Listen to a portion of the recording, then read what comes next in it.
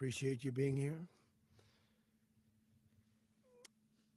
Late last night and early today, at my direction, the United States Armed Forces conducted an extraordinary military operation in the capital of Venezuela. Overwhelming American military power, air, land, and sea, was used to launch a spectacular assault. And it was an assault like people have not seen since World War II. It was a force against a heavily fortified military fortress in the heart of Caracas to bring outlaw dictator Nicolas Maduro to justice. This was one of the most stunning, effective, and powerful displays of American military might and competence in American history. And if you think about it, we've done some other good ones, like the attack on Soleimani, the attack on al-Baghdadi, and the obliteration and decimation of the Iran nuclear sites just recently in an operation known as Midnight Hammer, all perfectly executed and done. No nation in the world could achieve what America achieved yesterday, or frankly, in just a short period of time. All Venezuelan military capacities were rendered powerless as the men and women of our military, working with U.S. law enforcement, successfully captured Maduro in the dead of night. It was dark. The lights of Caracas were largely turned off due to a certain expertise that we have. It was dark and it was deadly. But captured along with his wife, Celia Flores, both of whom now face American justice.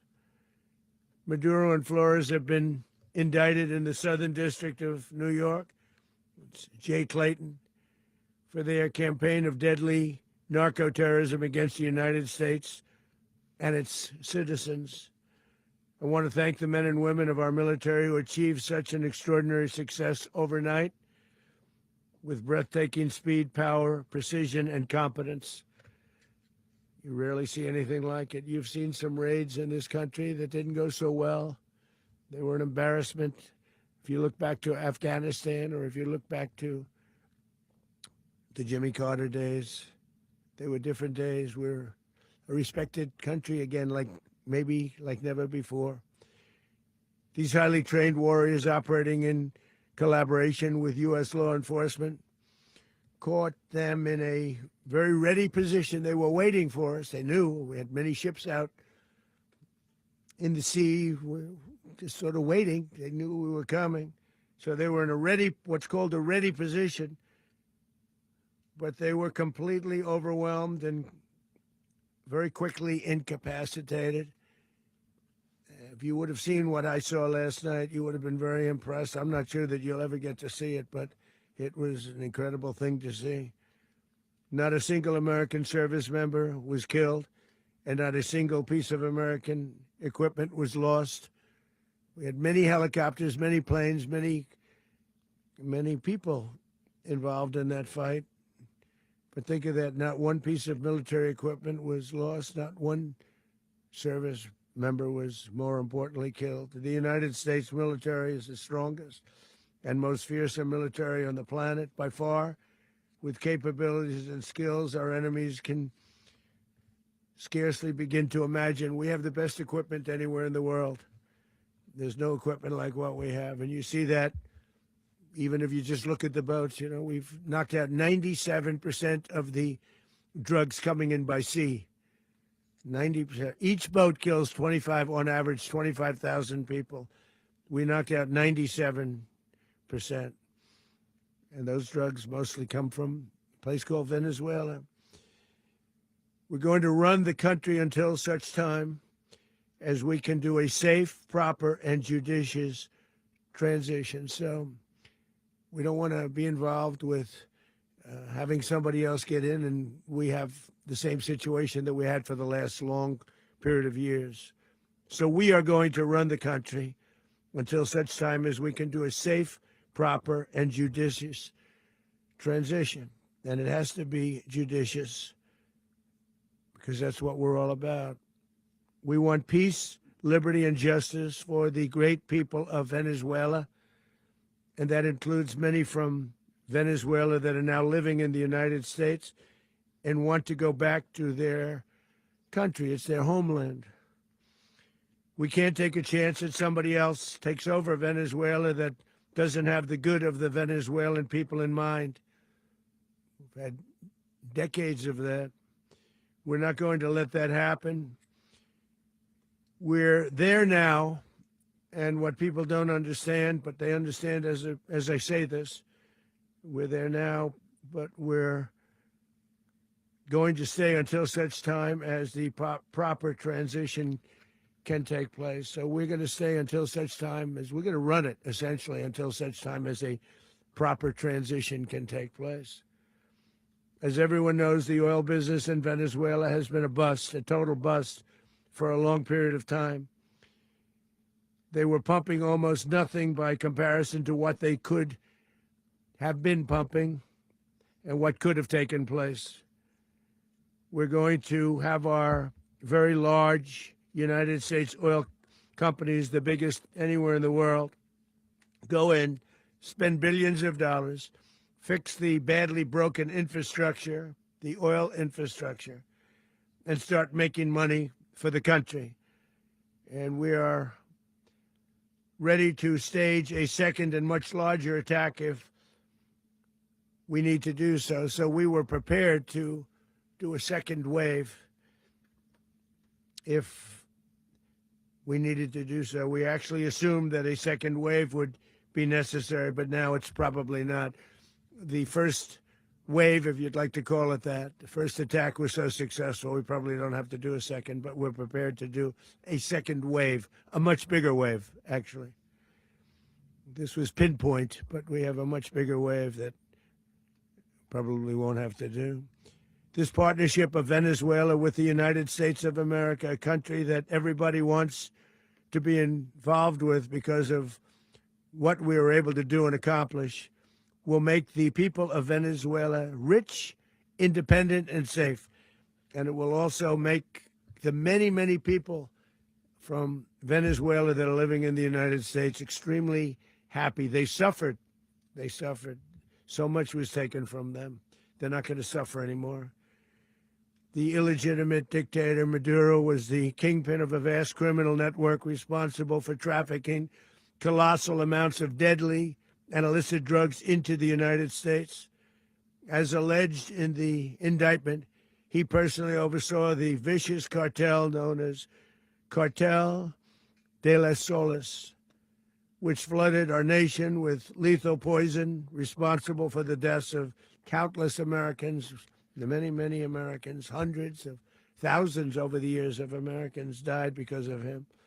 Maduro and his wife will soon face the full might of American justice and stand trial on American soil. Right now, they're on a ship. They'll be heading to, ultimately, New York, and then a decision will be made, I assume, between New York and Miami or Florida. But we have people where the overwhelming evidence of their crimes will be presented in a court of law. And I've seen it. I've seen what we have. It's both horrible and breathtaking that something like this could have been allowed to take place. For many years after his term as president of Venezuela expired, Maduro remained in power and waged a ceaseless campaign of violence, terror, and subversion against the United States of America, threatening not only our people, but the stability of the entire region. And you all saw it. In addition to trafficking gigantic amounts of illegal drugs that inflicted untold suffering and human destruction all over the country, all over, in particular the United States.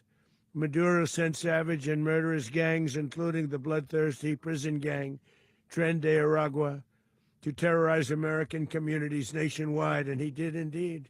They were in Colorado. They took over apartment complexes. They cut the fingers off people if they called police. They were brutal, but they're not so brutal now.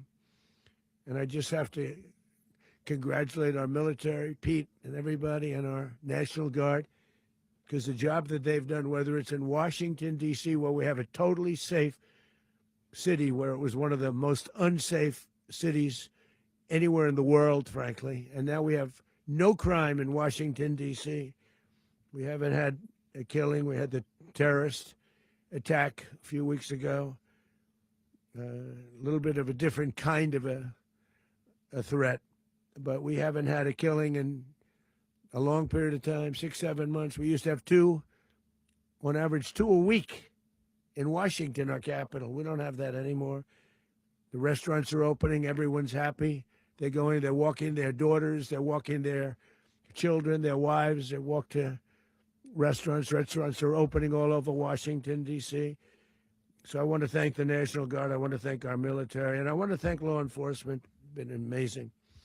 And they should do it with more cities. We're doing it, as you know, and we're doing it in Memphis, Tennessee right now, and crime is down. We've just sort of started a few weeks ago, but crime is down now 77%. And the governor of Louisiana called, great person, and he wanted us to help him, as you know, in a certain very nice part of Louisiana. And we have done that. And it was a rough section, and we have crime down. I understand it's down to almost nothing already after 2.5 weeks. New Orleans, it's down to almost nothing. And we've only been there for 2.5 weeks. Can't imagine why governors wouldn't want us to help. We also helped, as you know, in Chicago, and crime went down a little bit there. We did a very small help because we had no working ability with the governor. The governor was a disaster, and the mayor was a disaster. But it knocked down crime. But we're pulling out of there. When they need us, we'll know. You'll know. You'll be writing about it. And likewise, Los Angeles, where we saved Los Angeles early on, where the head of the police department made a statement that if the federal government didn't come in, we would have lost Los Angeles. That's long after the fires. That's when they had the riots in Los Angeles. We did a great job. Got no credit for it whatsoever, but that's okay. It doesn't matter. We don't need the credit. But we'll be pulling out when they need us. They'll call, or we'll go back if we have to. We'll go back. But we did a great job in various cities. But the place that we're very proud of is Washington, D.C., because it's our nation's capital. We took it from being a crime-ridden mess to being one of the safest cities in the country. But the gangs that they sent raped, tortured, and murdered American women and children. They were in all of the cities I mentioned, Tren de Aragua. And they were sent by Maduro to terrorize our people, and now Maduro will never again be able to threaten an American citizen or anybody from Venezuela. There will no longer be threats. For years, I've highlighted the stories of those innocent Americans whose lives were so heartlessly robbed by this Venezuelan terrorist organization. Really one of the worst. One of the worst, they say the worst.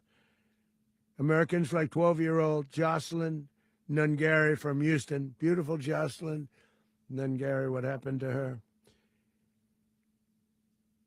They, as you know, they kidnapped, assaulted, and murdered by Tren de Aragua animals. They murdered Jocelyn and left her dead under the bridge. There was a bridge that will never be the same to so many people after seeing what happened. As I've said many times, the Maduro regime emptied out their prisons, sent their worst and most violent monsters into the United States to steal American lives. And they came from mental institutions and insane asylums. They came from prisons and jails. The reason I say both, they sound similar. Actually, prisons, a little bit more hostile, a little bit tougher. a mental institution isn't as tough as an insane asylum, but we got them both. They sent from their mental institutions. They sent from their jails, prisons. They were drug dealers. They were drug kingpins. They sent everybody bad into the United States, but no longer. And we have now a border where nobody gets through. In addition, Venezuela unilaterally seized and stole American oil, American assets, and American platforms, costing us billions and billions of dollars. They did this a while ago, but we never had a president that did anything about it. They took all of our property. It was our property. We built it.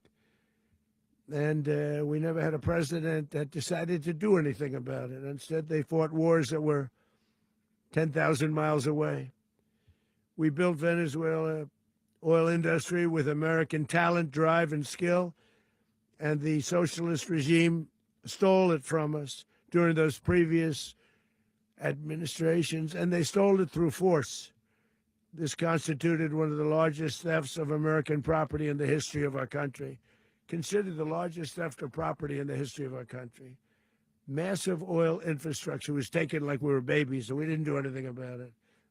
I would have done something about it. America will never allow foreign powers to rob our people or drive us back into and out of our own hemisphere. That's what they did.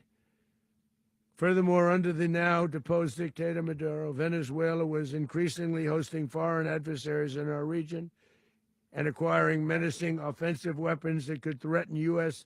interests and lives. And they used those weapons last night. Potentially in league with the cartels operating along our border. All of these actions were in gross violation of the core principles of American foreign policy, dating back more than 2 centuries, and not anymore. All the way back, it dated to the Monroe Doctrines, and the Monroe Doctrine is a big deal, but we've superseded it by a lot, by a real lot. They now call it the Monroe Document. I don't know. It's Monroe Doctrine. We sort of forgot about it. It was very important, but we forgot about it. We don't forget about it anymore. Under our new national security strategy, American dominance in the Western Hemisphere will never be questioned again. Won't happen. So just in concluding, for decades, other administrations have neglected or even contributed to these growing security threats in the Western Hemisphere. Under the Trump administration, we are reasserting American power in a very powerful way in our home region. And our home region is very different than it was just a short while ago. The future will be, and we did this in my first term. We had great dominance in my first term, and we have far greater dominance right now. Everyone's coming back to us. The future will be determined by the ability to protect commerce and territory and resources that are core to national security. These are core to our national security.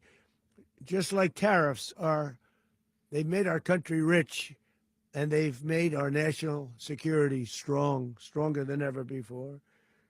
But these are the iron laws that have always determined global power. And we're going to keep it that way. We will secure our borders. We will stop the terrorists. We will crash the cartels, and we will defend our citizens against all threats, foreign and domestic. Other presidents may have lacked the courage or whatever to defend America, but I will never allow terrorists and criminals to operate with impunity against the United States. This extremely successful operation should serve as warning to anyone who would threaten American sovereignty or endanger American lives. Very importantly, the embargo on all Venezuelan oil remains in full effect. The American Armada remains poised in position, and the United States retains all military options until United States demands have been fully met and fully satisfied. All political and military figures in Venezuela should understand what happened to Maduro can happen to them, and it will happen to them if they aren't just fair, even to their people. The dictator and terrorist, Maduro, is finally gone in Venezuela. People are free. They're free again. It's been a long time for them, but they're free. America is a safer nation this morning. It's a prouder nation this morning because it didn't allow this horrible person and this country that was doing very bad things to us. It didn't allow it to happen. And the Western Hemisphere is right now a much safer place to be. So I want to thank everybody for being here. I want to thank General Raisin Kane. He's a fantastic man. I've worked with a lot of generals. I worked with some I didn't like. I worked with some I didn't respect. I worked with some that just weren't good. But this guy is fantastic. I watched last night one of the most precise attacks on sovereignty. I mean, it was an attack for justice. And I'm very proud of him, and I'm very proud of our Secretary of War, Pete Hegseth, who I'm going to ask to say a few words. Thank you very much.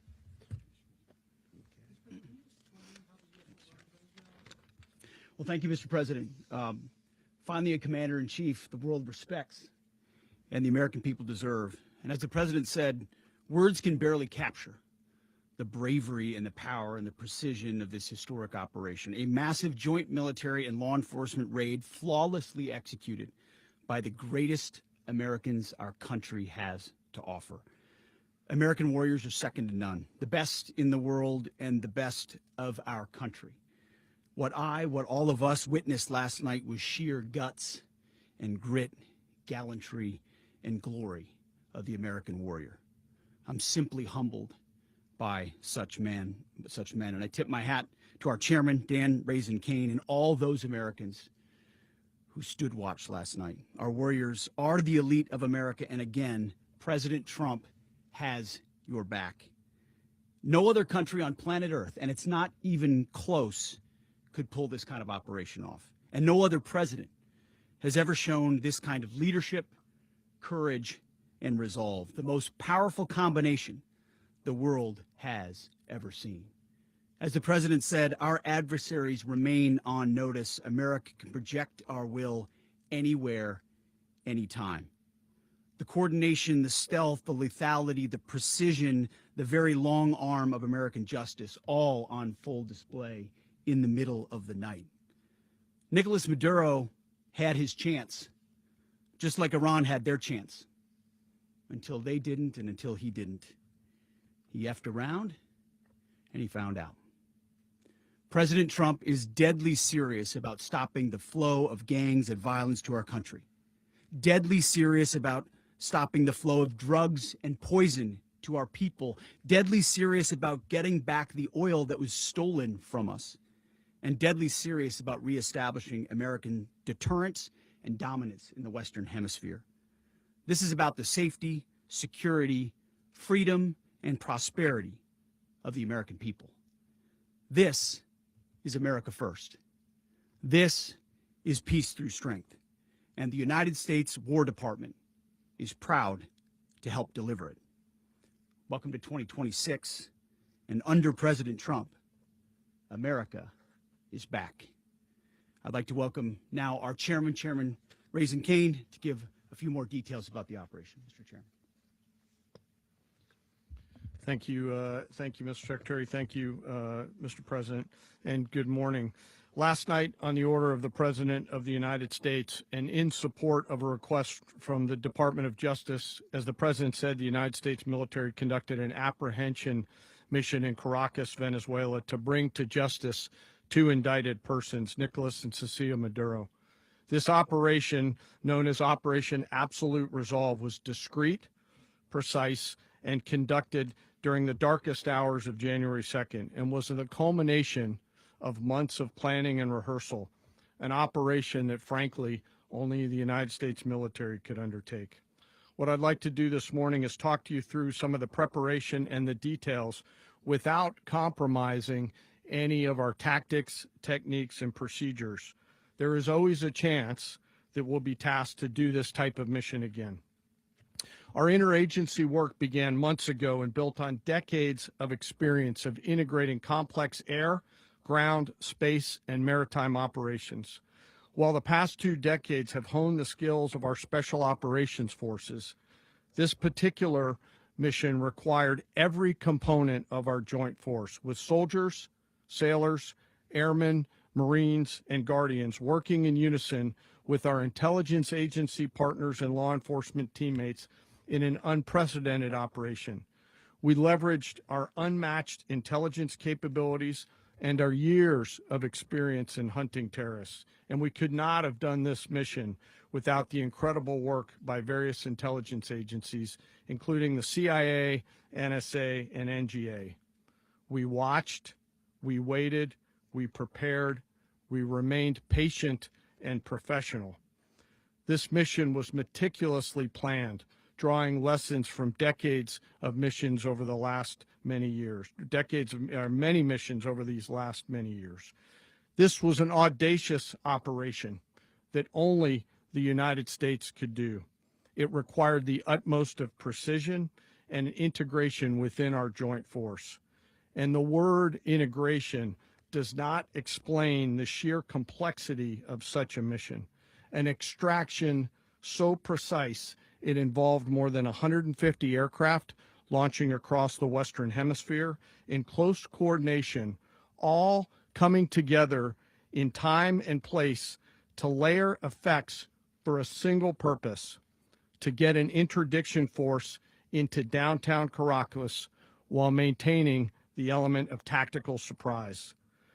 Failure of one component of this well-oiled machine would have endangered the entire mission, and failure is never an option for America's joint force. Those in the air over Caracas last night were willing to give their lives for those on the ground and in the helicopters. Let me talk a little bit about the preparation. After months of work by our intelligence teammates to find Maduro and understand how he moved, where he lived, where he traveled, what he ate, what he wore, what were his pets. In early December, our force was set pending a series of aligned events. Key was choosing the right day to minimize the potential for civilian harm and maximize the element of surprise, and minimize the harm to the indicted personnel so, as the president said, they could be brought to justice. And as the president said earlier today, weather in Venezuela is always a factor this time of the year.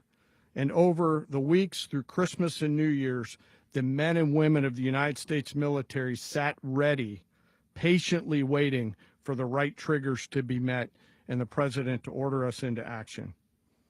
Last night, the weather broke just enough, clearing a path that only the most skilled aviators in the world could maneuver through. Ocean, mountain, low cloud ceilings.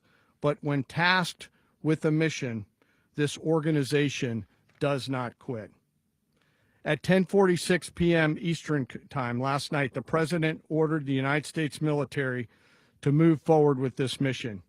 He said to us, and we appreciate it, Mr. President, good luck and Godspeed. And those words were transmitted to the entire joint force. Over the course of the night, aircraft began launching from 20 different bases on land and sea across the Western Hemisphere. In total, more than 150 aircraft, bombers, fighters, intelligence, reconnaissance, surveillance, rotary wing were in the air last night. Thousands and thousands of hours of experience were airborne. Our youngest crew member was 20, and our oldest crew member was 49. And there's simply no match for American military might. As the night began, the helicopters took off with the extraction force, which included law enforcement officers, and began their flight into Venezuela at 100 feet above the water. As they approached Venezuelan shores, the United States began layering different effects provided by Spacecom, Cybercom, and other members of the interagency to create a pathway. Overhead, those forces were protected by aircraft from the United States Marines, the United States Navy, the United States Air Force, and the Air National Guard. The force included F-22s, F-35s, F-18s, EA-18s, E-2s, B-1 bombers, and other support aircraft, as well as numerous remotely piloted drones. As the force began to approach Caracas, the Joint Air Component began dismantling and disabling the air defense systems in Venezuela, employing weapons to ensure the safe passage of the helicopters into the target area. The goal of our air component is, was, and always will be to protect the helicopters and the ground force and get them to the target and get them home. As the force crossed the last point of high terrain where they'd been hiding in the clutter, we assessed that we had maintained totally the element of surprise. As the helicopter force ingressed towards the objective at low level, we arrived at Maduro's compound at 1:01 a.m. Eastern Standard Time, or 2:01 a.m. Caracas local time, and the apprehension force descended into Maduro's compound and moved with speed, precision, and discipline towards their objective and isolated the area to ensure the safety and security of the ground force while apprehending the indicted persons. On arrival into the target area, the helicopters came under fire, and they replied with that fire with overwhelming force in self-defense. One of our aircraft was hit but remained flyable, and as the president said earlier today, all of our aircraft came home, and that aircraft remained flyable during the rest of the mission.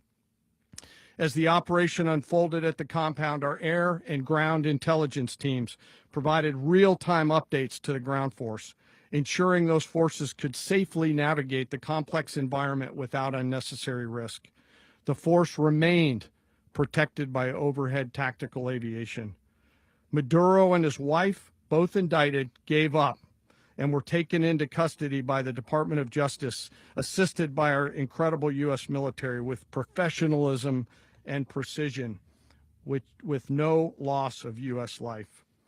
After securing the indicted persons, the force began to prep for departure.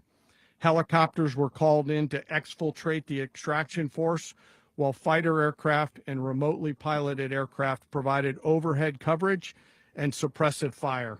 There were multiple self-defense engagements as the force began to withdraw out of Venezuela. The force successfully exfiltrated and returned to their afloat launch bases, and the force was over the water at 3:29 a.m. Eastern Standard Time with indicted persons on board.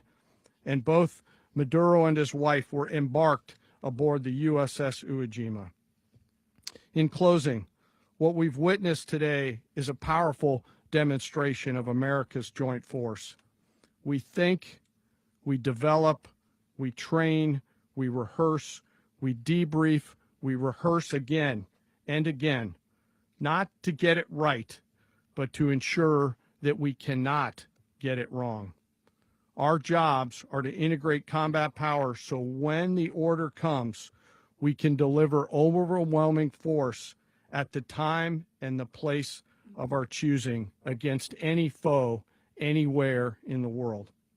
I am immensely proud today of our joint force and filled with gratitude to represent them here today.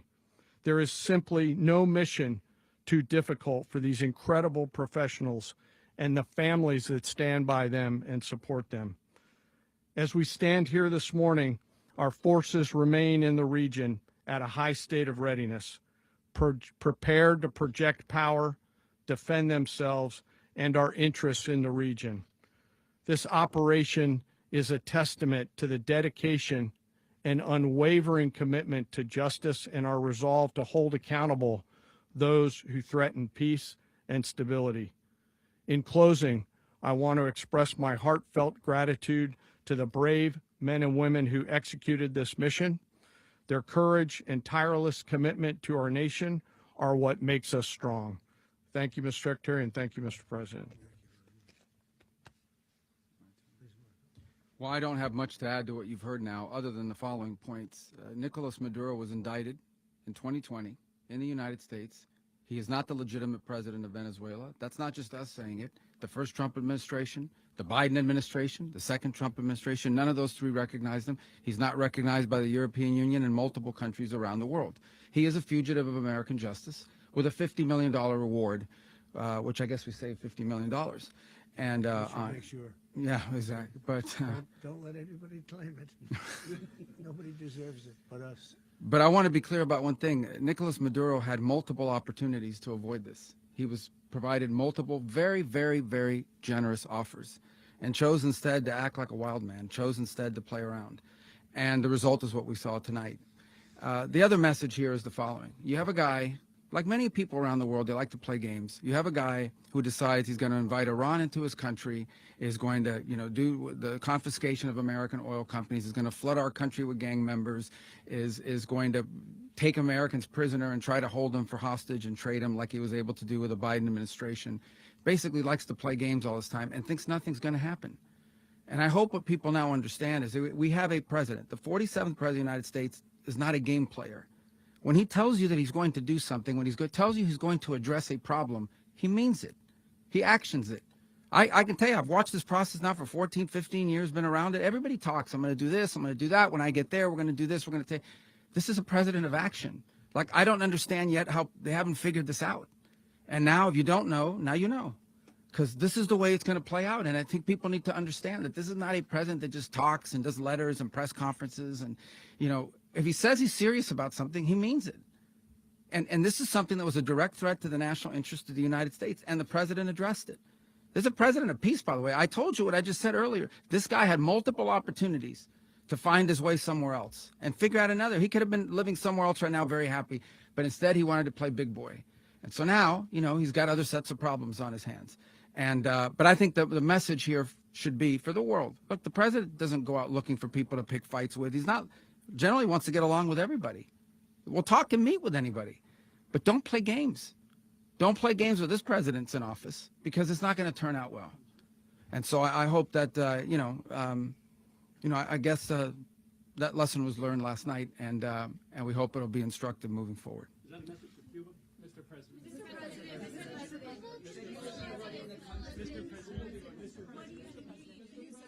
Please. Well, we're going to be running it with a group, and we're going to make sure it's run properly. We're going to rebuild the oil infrastructure, which will cost billions of dollars. It'll be paid for by the oil companies directly.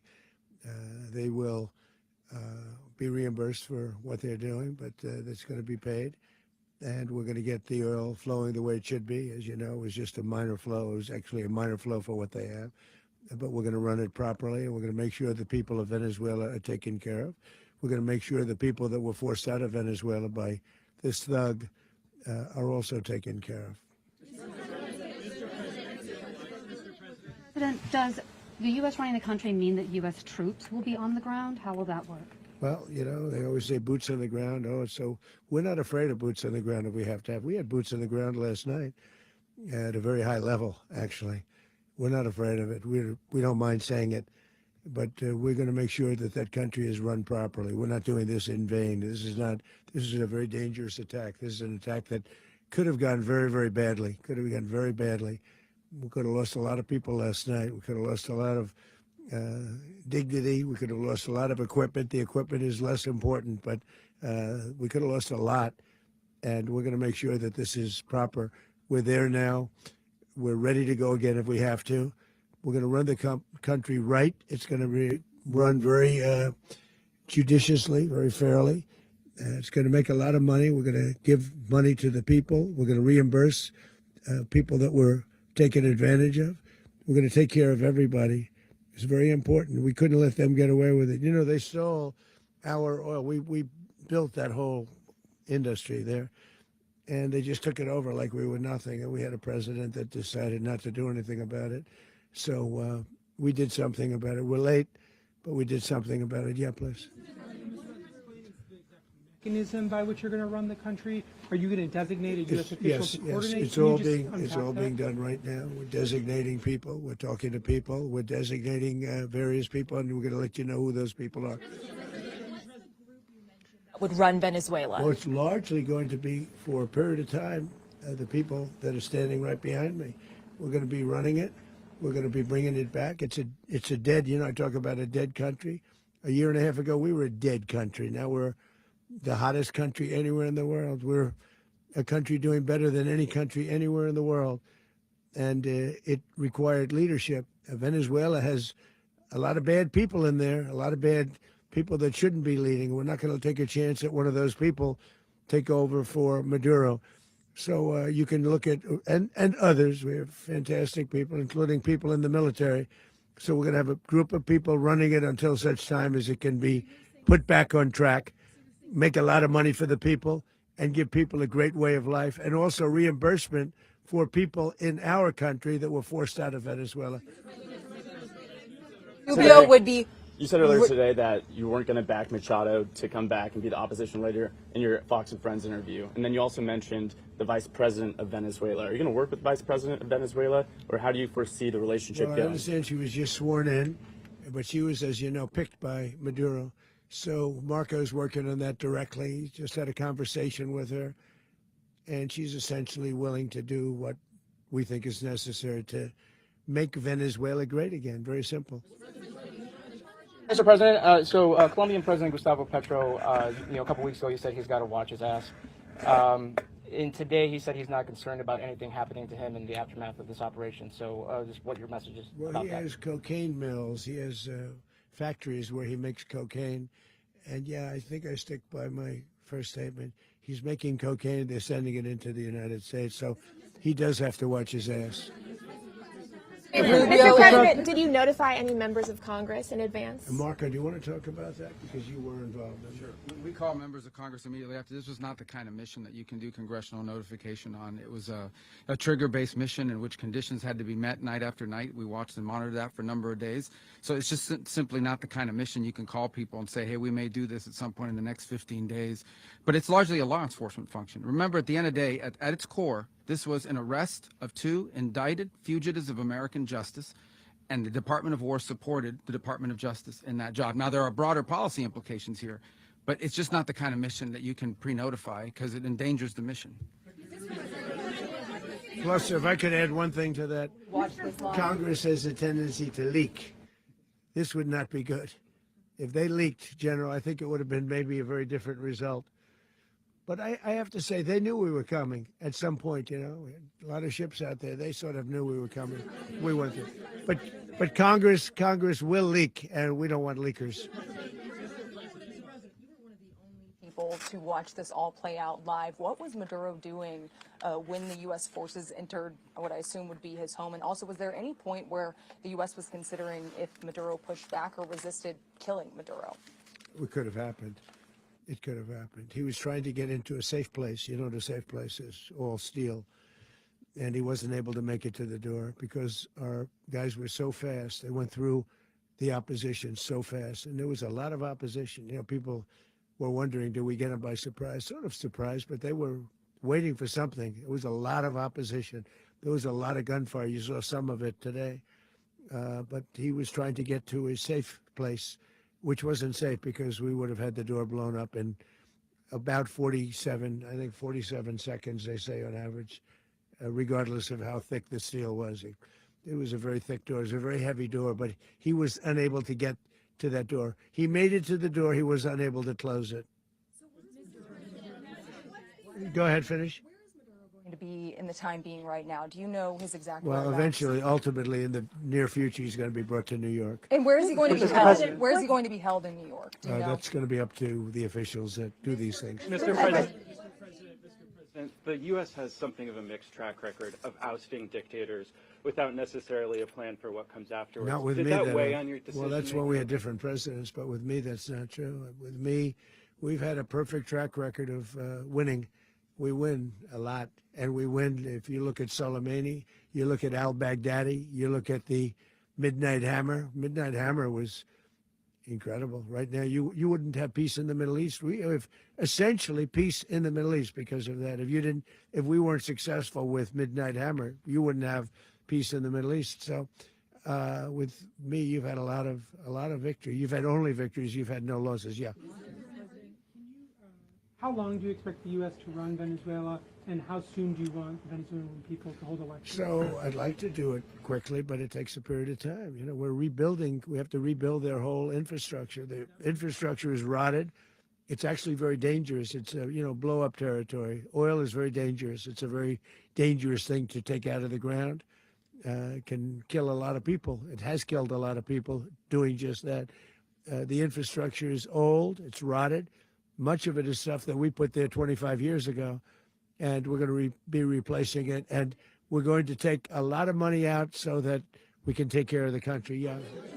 Are you saying that Secretary Rubio and Mr. President, China, Russia, and Iran have interests in Venezuela. How does this operation affect your relationships with them when it comes to the oil and China drugs? and Russia, well, Russia when we get things straightened out. But in terms of other countries that want oil, we're in the oil business. We're going to sell it to them. We're not going to say we're not going to give it. In other words, we'll be selling oil probably in much larger doses because they couldn't produce very much because their infrastructure was so bad. So we'll be selling large amounts of oil to other countries, many of whom are using it now, but I would say many more will come. are you saying, Mr. President, are you saying that, Mr. President, are you saying that, oh, Mr. President, thank you. What is your message to the people of Venezuela today? Of course, the civilian population specifically, they have a lot of questions. What is your message to the people of Venezuela? That you're going to have peace, justice. You're going to have some of the riches that you should have had for a long period of time. It was stolen from you. But you're going to have peace and you're going to have safety. You're going to have justice. You're going to have a country. You're going to have a real country. You're going to have potentially a great country. You know, if you go back 20 years, maybe even a little longer ago, that was a great country. And they destroyed it. Remember I said that if we lose this election, the United States will be Venezuela on steroids. That's what would have happened. Had we lost the election, the 2024 election, we suffered so badly when you look at the border from 2020. What they did, what Joe Biden administration did to our country should never be forgotten. But if we had to go through another year of that, we would be exactly where Venezuela was in terms. I used to say, if they win, we're going to be Venezuela on steroids, and that's what would have happened. President, thank you. Are you saying that Secretary Hegseth and Rubio are going to be running Venezuela, and will you be sending in U.S. military They're troops going to to be a provide? team that's working with the people of Venezuela to make sure that we have Venezuela right. Because for us to just leave, who's going to take over? I mean, there is nobody to take over. You have a vice president who's been appointed by Maduro, and right now she's the vice president, and she's, I guess, the president. She was sworn as president just a little while ago. She had a long conversation with Marco, and she said, we'll do whatever you need. I think she was quite gracious, but she really doesn't have a choice. We're going to have this done right. We're not going to just do this with Maduro, then leave like everybody else, leave and say, you know, let it go to hell. If we just left, it has zero chance of ever coming back. We'll run it properly. We'll run it professionally. We'll have the greatest oil companies in the world go in and invest billions and billions of dollars and take out money, use that money in Venezuela. And the biggest beneficiary are going to be the people of Venezuela. And also, I can't stress this strongly enough, the people that got thrown out of Venezuela that are now in the United States. And frankly, some want to stay and some probably want to go back. Yeah. The country, and were any of the detained Americans? Well, right now they're very arrested? protected because nobody's going to mess with us. They're very protected. The people of, and we let them know that you better not touch one of them. And are you concerned that bad elements of the Maduro regime will remain in place? Well, we know who they are. We're on them, and they're acting much differently now than they would have acted 2 days ago. Okay, wait, behind you, please. Mr. President, why is running a country in South America America first? Well, I think it is because we want to surround ourselves with good neighbors. We want to surround ourselves with stability. We want to surround ourselves with energy. We have tremendous energy in that country. It's very important that we protect it. We need that for ourselves. We need that for the world. And we want to make sure we can protect it. Yes, sir. Please, go ahead. Yeah, is there a message for Cuba and Diaz-Canel? Well, Cuba is an interesting case. Cuba is, not doing very well right now. That system has not been a very good one for Cuba. The people there have suffered for many, many years. And I think Cuba is going to be something we'll end up talking about because Cuba is a failing nation right now, very badly failing nation. And we want to help the people. It's very similar in the sense that we want to help the people in Cuba, but we want to also help the people that were forced out of Cuba and living in this country. Do you want to say something about that, Marco, please? Well, I mean, I just gave you a statement a few minutes ago about you know, when the president speaks, you should take him seriously. So suffice it to say, you know, Cuba is a disaster. It's run by incompetent, senile men, and in some cases, not senile, but incompetent nonetheless. It has no economy. It's in total collapse. And by the way, you know, they were, you know, all of the guards that helped protect Maduro, this is well known, their whole spy agency, all that were full of Cubans. I mean, they basically, it's amazing. This poor island took over Venezuela in some cases. One of the biggest problems the Venezuelans have is they have to declare independence from Cuba that tried to basically colonize it from a security standpoint. So, yeah, look, if I lived in Havana and I was in the government, I'd be concerned, at least a little bit. Well, the president already announced a week ago that anything that's sanctioned, it's sanctioned oil, it's not going to be allowed to get there. So that's a pre-existing. The answer is yes. Yes.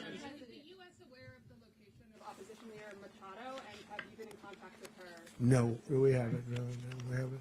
Mr. President.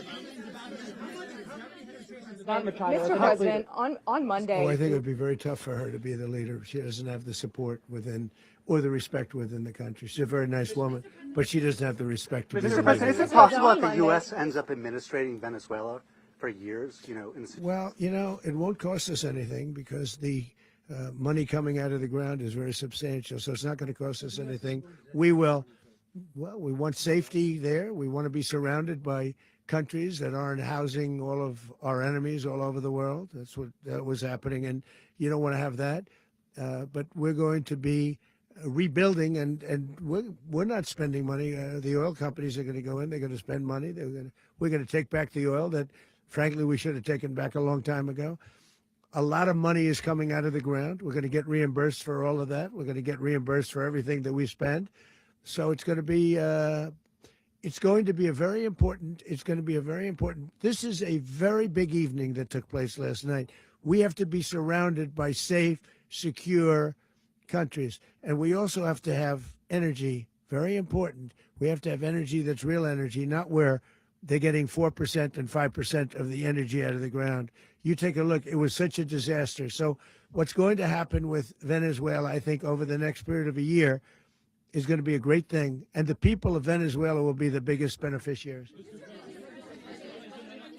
Going to send in the U.S. military. Mr. President, thank you. What did you last speak to Maduro about when you spoke? And is the Well, US I don't want to get war into with the Venezuela? conversations, but I did have conversations with him, and I said, you got to surrender. And I actually thought he was pretty close to doing so, but now he wished he did, yeah. You said that Maduro is responsible for drug trafficking. You recently pardoned the former president of Honduras, who was convicted of many drug trafficking. Can you explain how these two situations are different? And would you ever pardon Maduro? I endorsed, as you know, the winning president, the man who won in Honduras. I endorsed the man who won in Chile. I endorsed the man who won in Argentina.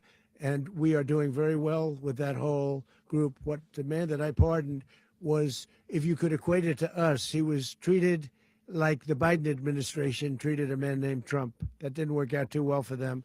This was a man who was persecuted very unfairly. He was the head of the country. He was persecuted very unfairly. And there are a number of them.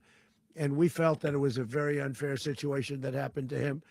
He's also a party member of the man who won. So obviously the people liked what I did. And one of the reasons that was done is because of the fact that the party in power felt very strongly that that man was treated very badly. I studied it very quickly, and then I studied it in great detail. I went to a lot of the people standing behind me, and they felt that that man was persecuted and treated very badly. That's why I gave him a pardon.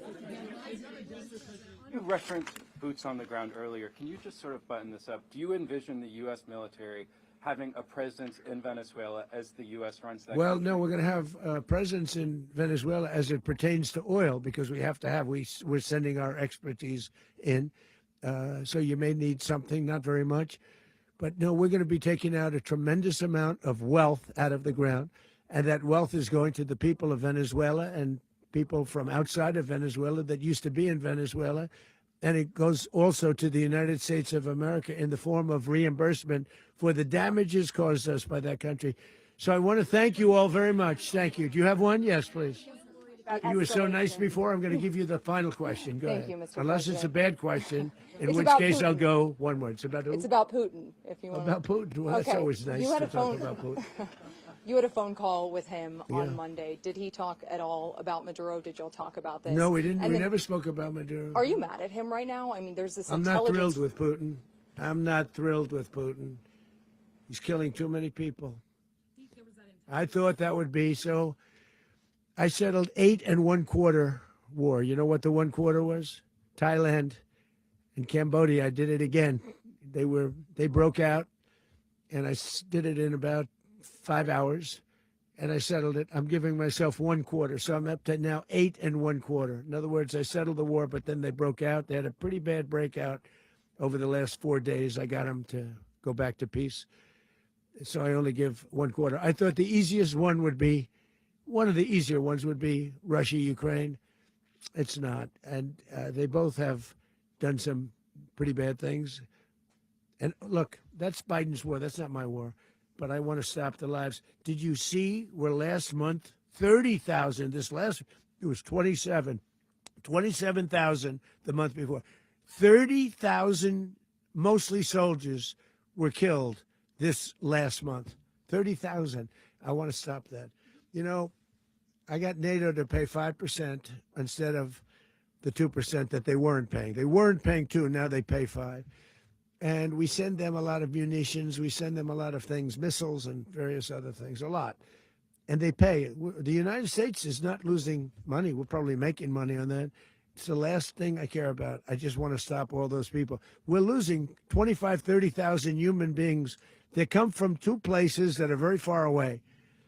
But if I can stop, because it's something I've been pretty good at doing, deals, I guess. It's all a deal. Life is a big deal. But if I can stop that war and stop 30,000 young people, in addition to the fact that people are being killed in Kiev, people are being killed in other cities throughout, a much smaller number, but they're being killed, viciously killed. So I'm not happy about it. I thought that would be something that would get solved. We have Mr. Witkoff here. I think that we're making progress, but that's a war that should have never happened. If I were president, it would have never happened. Putin says it. Everybody says it. If I were president, that would have never happened. But I inherited that war. That was Joe Biden, Zelensky, and Putin. I came into the situation, and it's a mess. And I will say this. I watched an operation last night that was so precise, that was so brilliant. I mean, it was incredible. If we had our people, like this general and our people involved, that war would not have gone on very long, that I can tell you. That war, to use an old term, that war has become a bloodbath, and we want it to get stopped. Thank you very much, everybody.